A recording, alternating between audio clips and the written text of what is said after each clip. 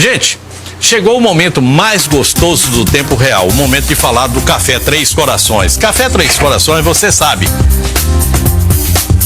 é falar de qualidade, é falar de garantia de sabor.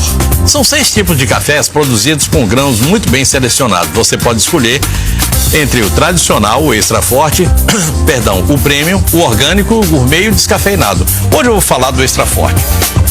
O extra forte é um café que tem sabor e aroma marcantes.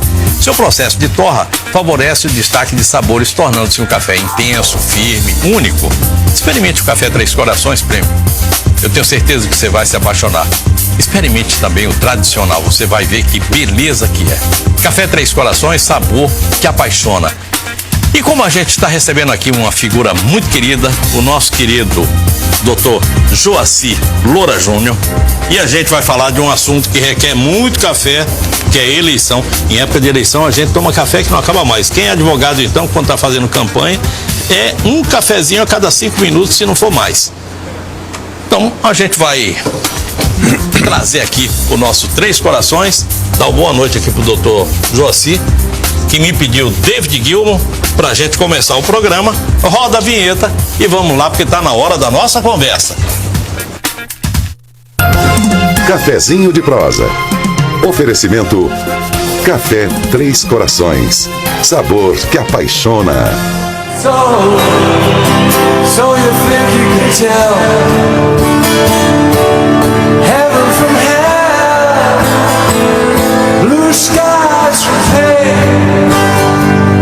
Can you tell it me feel? Essa música, que faz parte do novo CD do David Gilmour, está num CD que você só vai encontrar na Discolândia. Aproveita e dá uma passada até lá. Por falar em Discolândia, a Discolândia é a única que está vendendo o CD da banda Versário, que é daqui de Rondônia, e é um ótimo presente para vocês que gostam de rock, mas principalmente para nós aqui de Rondônia, para a gente marcar aí a passagem desses meninos. Muito bom. Doutor Joacy, muito boa noite, prazer em recebê-lo aqui. Antes da gente falar sobre eleição, hoje à tarde o negócio complicou lá em Brasília, pegou, de novo, né? Mais uma vez. Boa noite. Léo, querido, muito obrigado pelo seu convite. Obrigado a você por ter vindo. Recebi o teu convite hoje para estar por aqui. Sinceramente, hoje à tarde tive várias situações para tratar e não fiquei muito atento ao que acontecia lá em Brasília, mas depois fui olhar as mensagens dos grupos que a gente participa a nível nacional, discussão de política, de direito eleitoral. Eu quase fiquei louco, porque realmente parece que a República está caindo, né? Parece que Brasília está pegando fogo, né? Literalmente.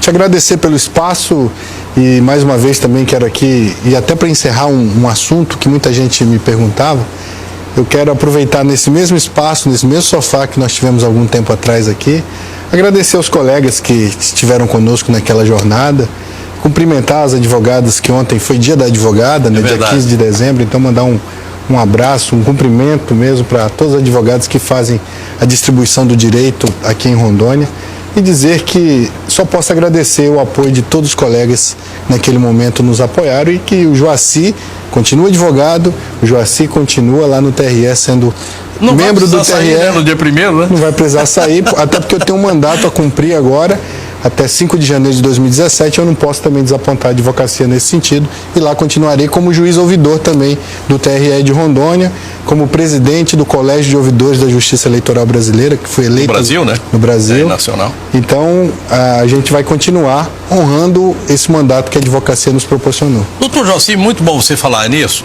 É a primeira vez que a gente se fala depois daquele evento da eleição da OAB, e eu queria aproveitar aqui, eu já falei isso de público, mas eu queria me dirigir a você da mesma forma que vou me dirigir ao doutor Andrei. Estive lá na OAB, mas ele não estava, mas fui lá para apresentar, dar o meu abraço, parabenizá-lo pela vitória. Da mesma forma que tentei falar também com o meu querido Segismundo e dizer que foi o seguinte, foi uma luta doída, como toda eleição. Eleição é assim, é escolha, e quando você tem 3 bons nomes, como foram vocês 3 aqui, é realmente muito difícil para os advogados.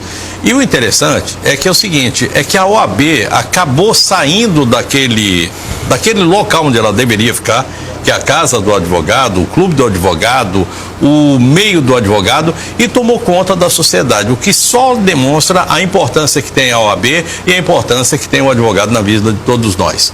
Sem dúvida alguma, Léo. Também, logo quando saiu o resultado, eu e Seismundo juntos fomos até Andrei Cavalcante e fomos cumprimentá-lo, né? Porque a vitória foi democrática, a vitória foi dentro daquilo, bonita. Então, o que eu disse a ele naquele momento é que, do fundo do meu coração, que ele pudesse exercer esse mandato com sabedoria e que realmente pudesse trazer frutos para a advocacia. Assim como também cumprimentei o meu querido amigo Seismundo também por uma campanha altiva, uma campanha em alguns momentos da forma que ele é, que a gente sabe que ele é, que ele fala as coisas com dureza, mas é um lorde, né? Um querido amigo, manda um abraço a ele também. Não, eu falei aqui, eu cheguei a comentar aqui o seguinte, que nós temos 3 pessoas confiáveis, todos 3, tá? O Andrei, que eu conheço desde garoto, você que eu conheci um pouco depois, dentro do escritório do meu querido amigo João Clós, que não é meu advogado, é meu irmão, e o Segismundo, que eu conheço aqui das lutas do seu compromisso e comprometimento com a cultura desse estado.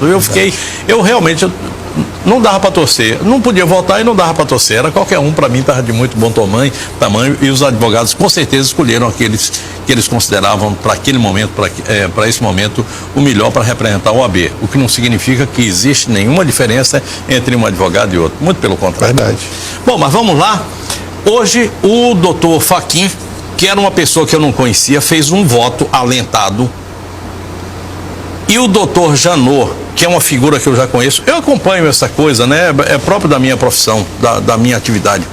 O doutor Janot, ele foi sucinto, pegou 7 itens ou 9 itens, listou todos e disse assim: precisa ser assim por causa disso, daquilo. Pronto, tá lá. Adorei ver o Miro Teixeira, que fez um discurso arrebatado em defesa do Estado, belíssima, né? do Estado de democrático de direito. Muito bonito ver um homem daquele falando daquela forma. Me orgulhei de tê-lo como um dos deputados federais daqui do Brasil. Vale a pena você... aquele nos representa. E adorei ver o doutor Fachin, técnico, de chegar a minúcias do seu voto para entendimento de um leigo como eu. Eu na verdade, não acompanhei o voto do ministro Fachin todo durante a tarde. Sei que foram longas horas. Vai fazer agora à noite, né?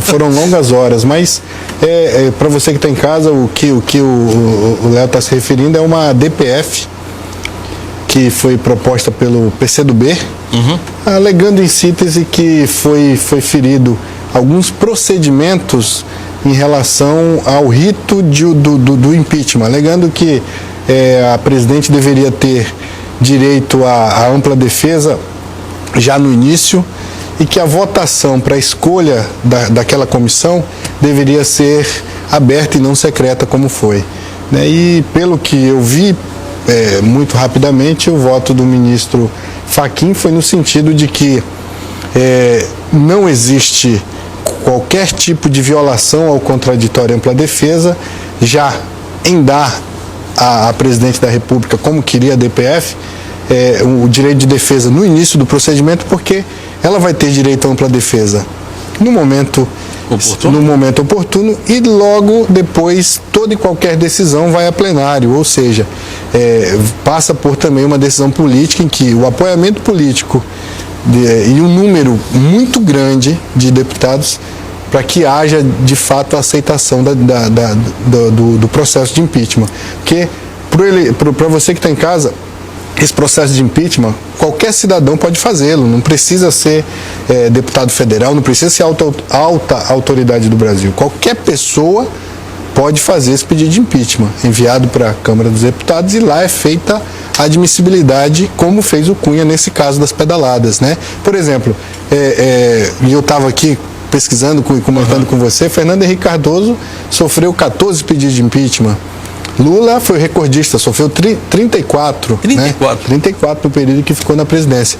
A presidente Dilma, o que parece, são 10 até agora, né? E um deles foi foi acatado em relação talvez ao primeiro mandato. Acho que nesse segundo talvez já tenha... Tem 9, desse aqui agora são 9. Então já tem alguns, e desses, todos esses, um foi acatado, que é exatamente aquele pedido do Hélio Bicudo, da Janaína, lá, professora da USP, e também subscrito pelo Dr. Miguel Reale Júnior. Perfeito. Né? Então são os 3 subscritores dessa denúncia de impeachment, que foi acatada pelo presidente Cunha, e daí se deflagrou esse processo, aonde já no início, e é importante que você disse aqui no começo do programa, é muito importante que o judiciário já analise essas questões, a meu sentir, questões que serão debatidas e definidas pela primeira vez no Brasil, porque todo mundo fala no impeachment do Collor, mas o impeachment do Collor não existiu. Quem lembra muito bem, ele renunciou. Renunciou horas antes, né? Então houve um julgamento no Senado em que já havia uma carta de renúncia que quiseram continuar ali uma decisão de impeachment. A meu sentir, seria a primeira vez que o processo efetivamente de impeachment seria levado até o final ou não, né? Isso vai depender da admissibilidade na Câmara dos Deputados. Agora, interessante, doutor, somente para a gente encerrar esse assunto aqui, é o seguinte, é que o PCdoB, no final das contas, deu a ferramenta que era necessária para que o pedido de impeachment realmente ocorresse. Porque se não tivesse pedido essa DPF, essa coisa ainda podia ficar ali enrolando, se aceita ou não e tal, não sei o quê. Mas no final das contas, quando levou lá para a decisão do Supremo Tribunal Federal, com o Supremo Tribunal Federal, com o STF, não se brinca. O STF tem sempre lá uma decisão. Olha, não vou me meter, basicamente não vou me meter nessa história, vai ter que ser cumprido aquilo que está dentro da lei, pode cumprir a lei agora. Pronto, acabou a história. É que muita gente, né, Léo, tem feito e aí a gente vê, as redes sociais, a gente ri, chora, enfim, tem muita gente dizendo que é um golpe, né, que isso é um golpe. Na verdade, isso faz parte de um ordenamento, de uma das ferramentas de um ordenamento jurídico democrático. O que fundamenta o impeachment é a lei, um crime de responsabilidade definido na Lei 1079, que data de 1950 e que, exatamente no mandado de segurança que tratou do impeachment do Collor, já disse o STF naquele momento que essa lei ela tinha que ser analisada conforme a Constituição de 88, também utilizando o regimento interno de cada casa naquilo que fosse omisso de forma subsidiária. Doutor, fim de papo. O senhor acha que vai acontecer esse impeachment ou não? Ou isso é tão difícil quanto a gente pensar se vai ter a morte ou não? Na verdade, primeiro, a gente falou aqui do voto do ministro do Supremo Tribunal Federal, doutor Fachin. Faltam os outros, né? Mas faltam outros 10 ainda, né? Ao que consta, amanhã vai continuar. Mas quero crer que ele andou muito bem, né? Eu acho que realmente a maioria dos juristas que a gente conversa a nível nacional, eu participo de um grupo que é da Academia Brasileira de Direito Eleitoral Político, a Bradep, e ali teve a grande maioria esmagadora dos nossos colegas ali definiram que de fato o voto foi muito bom, foi consolidado de acordo com a jurisprudência, com uma interpretação muito boa da lei. Eu sinceramente, o impeachment, Léo, é um processo jurídico-político. Estão se analisando as questões jurídicas. Mas e na hora que se chegar no Senado? Isso vai ser um processo político. E processo político, ninguém sabe o que acontece. Precisam de 51, salvo engano, 51 senadores apoiando esse processo de impeachment. Muita água vai passar debaixo dessa ponte. Eu quero crer que, se fosse para apostar, eu acho que se chegar no Senado, rola impeachment. Passa. 6 meses pelo menos afastado. Aí a outra história, o que vai acontecer? São outros 500. Isso. Bom, o número da resolução, número da instrução, a resolução não tem número não, mas é a instrução número 538/50/2015, 6, e aí uma opção de 0 pela frente. Classe 19. É tanto papel que eu só deixei aqui assim, se por acaso o doutor Joacir precisar fazer uma cola, mas não vai precisar não. Mas é o seguinte, é isso aí tudo, esse calhamaço de papel que diz como é que vão ser as eleições no ano que vem. É a resolução para as eleições. Não é essa daqui não. Essa é só uma de tantas outras que tem igual a essa. Essa só diz respeito à propaganda partidária. Pelo amor de Deus. Na propaganda da época da eleição. Então vamos matar tem de registro de candidatura, tem de gastos, arrecadação e gastos, tem de prestação de contas. A urna vai ser de papel ou vai ser eletrônica? Eletrônica, inclusive. E a eletrônica vai ter o nosso recibinho ou não vai ter recibinho? Ainda não. esse tipo de votação com impressão, e aqui é bom que se diga para dirimir todas as dúvidas, tem muita gente. Eu participei semana passada fui fazer uma visita como ouvidor do TRE de Rondônia lá no Ji-Paraná, que estamos no final da biometria, lá em Ji-Paraná, do cadastramento biométrico. Deixa eu pedir aqui pro pessoal, olha gente, o pessoal de Ji-Paraná, aproveita, vai lá, faz a biometria, tá? Retratinho, dedinho, e você vai ficar tranquilo. Na hora da eleição é muito rápido. A eleição no Brasil é rápida, mas com a biometria, é um tiro.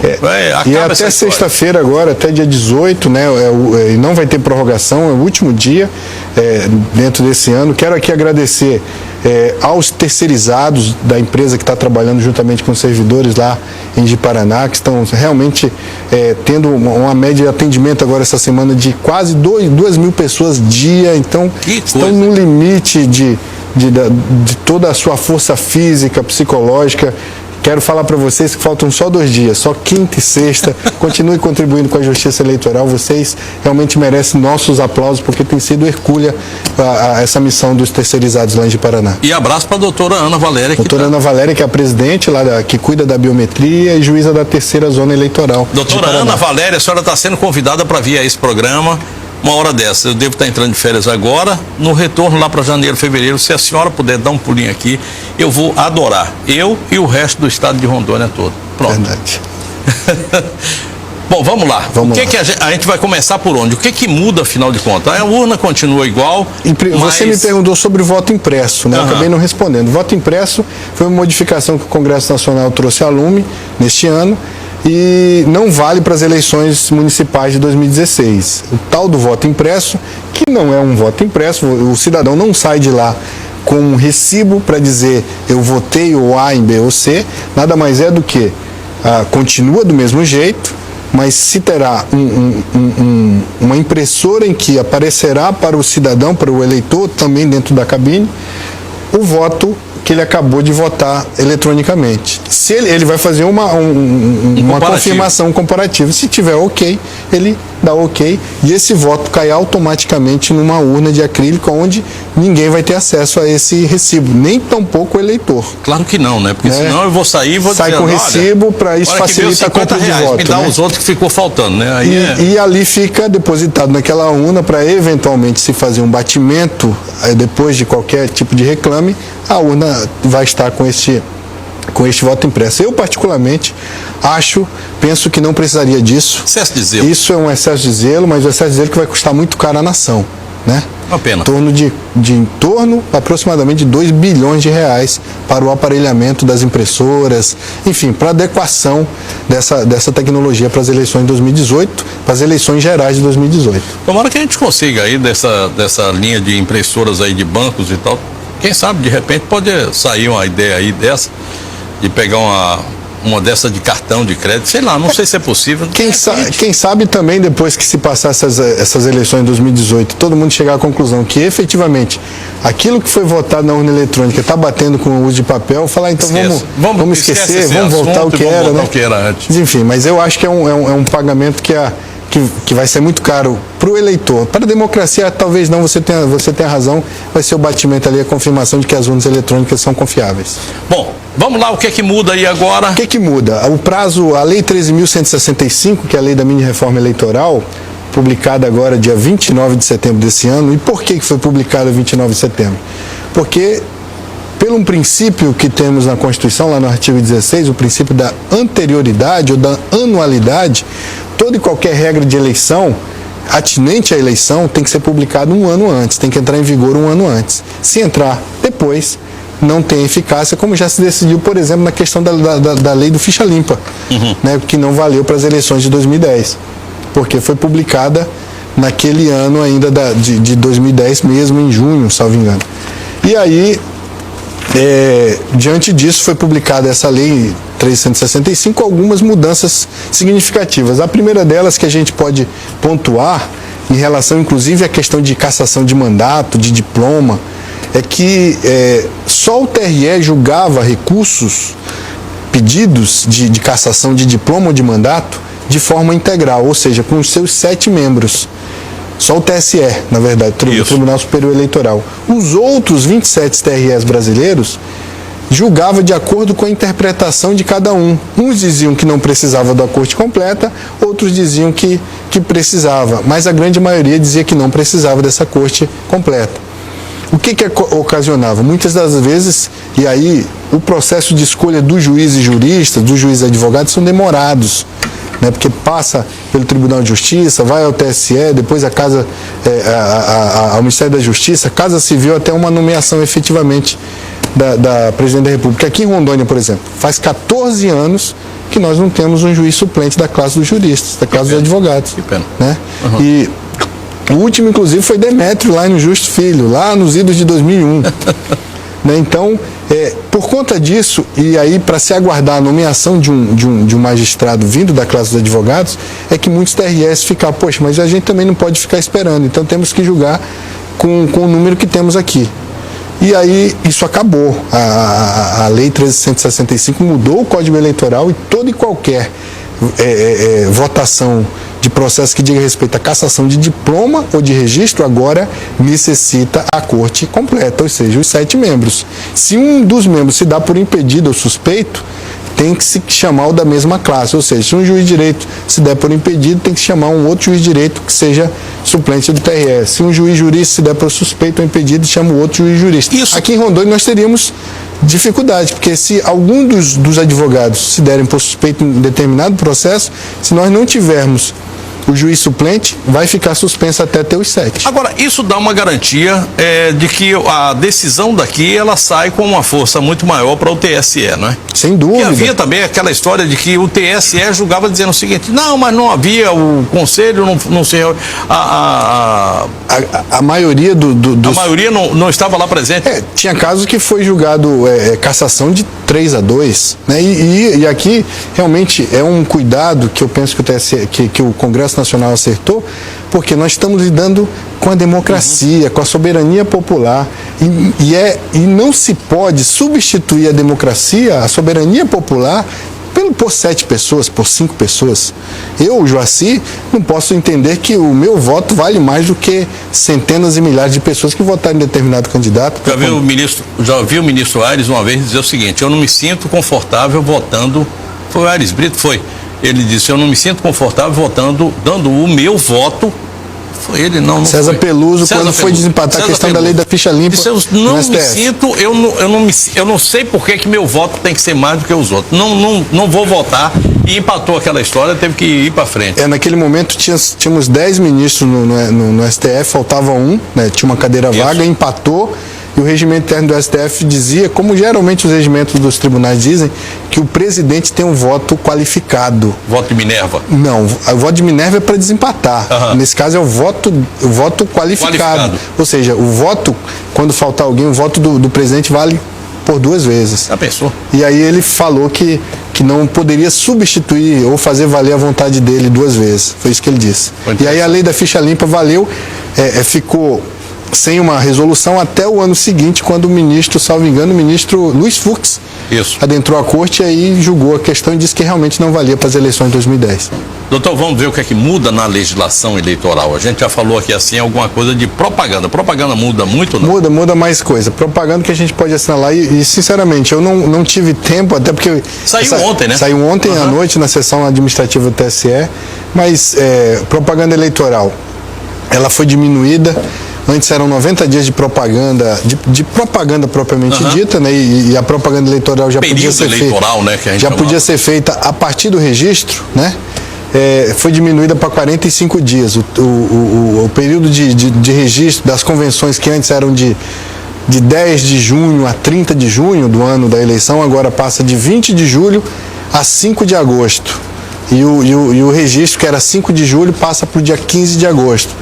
Isso diminui também, certamente, o tempo de análise de julgamento pelos juízes eleitorais, pelos TREs e pelo TSE. Vai ser mais corrido esse ano que vem a análise jurídica. E a estrutura para esse julgamento vai existir? A estrutura continua a mesma, né? A mesmíssima. Prestação de contas, como é que fica? A prestação apertou mais, né? Existem limites agora de gastos que antes não tinha. Por exemplo, o prefeito, um candidato ao executivo antes não tinha, acabava que não tinha um limite propriamente propriamente dito. Agora se coloca como 70% do maior gasto da eleição anterior. Ou 50% naqueles casos em que houve segundo turno. E quando não houve segundo turno, 50% do último gasto anterior. Para os municípios que são até 100 mil habitantes, 10 mil habitantes, salvo engano, 100 mil reais de gasto para o prefeito. Candeia de Amaria, 100 mil reais. 100 mil reais. Pronto, né? Itapuã-do-Oeste, 100 mil reais. Seria mais ou menos sentido, isso aí. Eu posso estar chutando aqui por causa da quantidade de pessoas, mas eu estou pensando aqui do total de eleitores, eu acho que dá.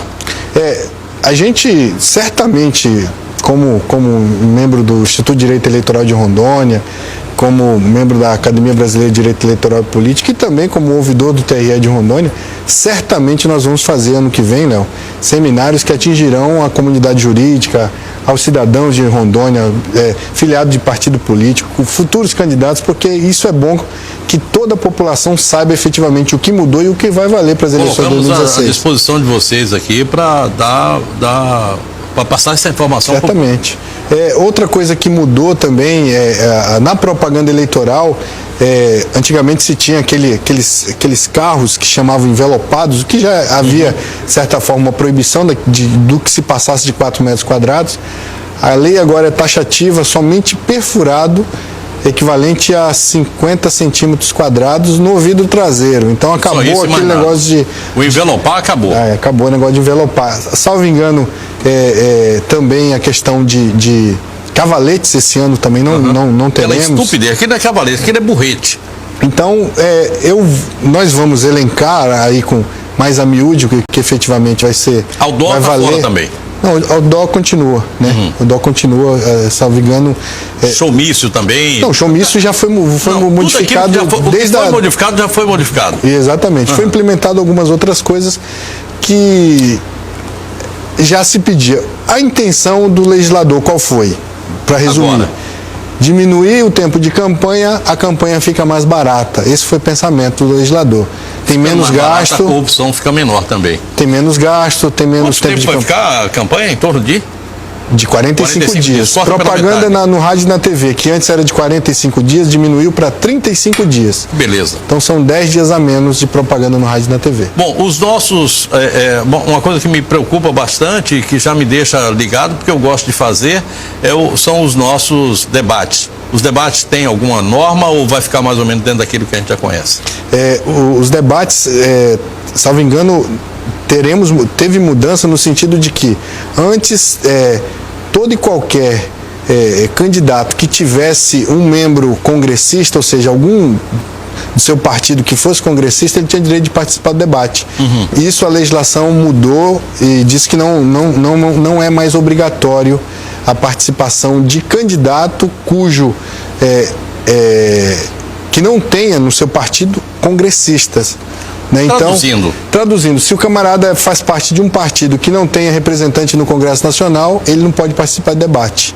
Né? Então, mas isso está em discussão também, já entraram com uma ação no Supremo discutindo a constitucionalidade dessa norma. Partidos pequenos podem participar do debate? Isso já está acertado ou ainda está em discussão? Como eu disse, desde que tenha representante no Congresso Nacional. Tá. No caso de termos aqui 10 candidatos e 2 estão pontuando e o restante não, todos têm direito a participar do debate? Ou essa coisa... Se tiverem representação no Congresso Nacional, sim. Se não tiverem, ficaria a cargo como era antigamente. Na verdade, qual era o critério? Os que estão melhor colocados é que chamaria os outros, geralmente se forneciam tempo para que ele pudesse dar uma entrevista nesse sentido. Uma pergunta só para a gente encerrar essa conversa aqui. O que vai acabar com a corrupção eleitoral, compra e venda de votos? A Lava Jato ou essas mudanças agora? Ou mais? A consciência do eleitor? Nada disso, é a consciência do eleitor. Enquanto nós tivermos o Congresso Nacional fazendo leis para diminuir o tempo de eleição, pensando numa diminuição de gastos, mas enquanto o eleitor brasileiro, enquanto o povo brasileiro não se conscientizar que precisa mudar a cultura em relação a pequenos gestos de corrupção, fila de banco que fura, dupla fila no trânsito. Na porta da escola. Né? Pagar ali um cachezinho para o guarda de trânsito, enfim, essas coisas, querer se dar bem. Isso que a gente precisa mudar. Você que está em casa, não adianta a gente tem que fazer a nossa meia-culpa também. A gente fala muito dos políticos, dos partidos, mas a gente não olha para o próprio umbigo. Isso. Né? Como diz o aqui, para o umbigo, como diz o caboclo nosso aqui, beiradeiro. né? O beiradeiro. Então, nós precisamos fazer essa meia-culpa. Nós precisamos ter consciência de que é tão ruim para a democracia, tanto quem compra voto, mas principalmente quem vende. Então, essa consciência precisa ser mudada e é isso que nós vamos defender ao longo de 2016, fazendo seminários, fazendo palestras, né? Tanto como membro do TRE, como membro do Instituto de Direito Eleitoral de Rondônia. Doutor Joaci, eu quero já deixar o convite aqui no ar para que a gente se encontre no mês de fevereiro, quando eu sei que todas essas leis, todas essas normas estarão já perfeitamente delineadas. Porque isso aqui começou ontem à noite, a gente está conversando aqui, dando uma pincelada, mas lá para fevereiro eu acho que está tudo pronto. Porque ainda tem muita discussão aqui, assim, muito ajuste. Já temos o calendário eleitoral também, um calhamaço assim, porque as eleições vão ser no dia 2 de outubro, primeiro turno, e 30 de outubro, de outubro de 2016. Né? Conversamos em fevereiro, então. Ok. Logo depois do carnaval. Mas antes disso eu quero um CD desse aí, viu? Vou aqui, até a capa fazer um do CD, pedido o no Som ar. do Tempo Real, edição de Natal. Aqui para você se dá muito bem. Doutor, é um prazer passar para você. Opa! Muitíssimo obrigado. Obrigado. E para vocês, olha, quem vai levar mais aqui é a Márcia Trajano, ela é do bairro Cunhão, o telefone dela termina em 2694. A Lucinei Ferreira dos Santos, do bairro Flor do Alto Pontes Pinto, o telefone termina em 2523. Taislane Reis, do bairro Escola de Polícia, 3851. E tem mais alguns CDs que eu fiquei de passar aqui da semana passada, que agora já estão aqui disponíveis à disposição de vocês na portaria da emissora. A gente encerra o programa de hoje. Perdão, isso aqui são 4 CDs. São 2 CDs de cada, viu? Esse aqui é do Rodrigo, você leva lá para ele. Eu quero só fazer se você me permitir, um minutinho. Por favor. Amanhã teremos a solenidade dos novos dirigentes do TRE Rondônia, o desembargador Rovilson e o desembargador Walter Waltenberg. Estão saindo o desembargador Péricles Moreira Chagas e o desembargador Roosevelt Queiroz Costa, aos dois eu mando um fraterno abraço, que dirigiram, né? Por isso o doutor Pérez, o nosso TRE de Rondônia. Momento extremamente difícil, Difícil. Né? E dizer aos telespectadores, dizer a você, meu querido amigo, que desejar um Feliz Natal, boas festas e que em 2016 nós possamos ter consciência no voto. Obrigado, doutor. Eu deixo para vocês uma frase para refletir antes de dormir. A lembrança tem gosto doce, porque a memória tem mania de esquecimento. Quem disse isso foi Clarice Corrêa. Desejo a todos boa noite, bom sono e bom sonho. Fiquem com Deus, toca um rock aí que eu tô de saída. Tchau, tchau. Perdendo meu tempo a noite inteira.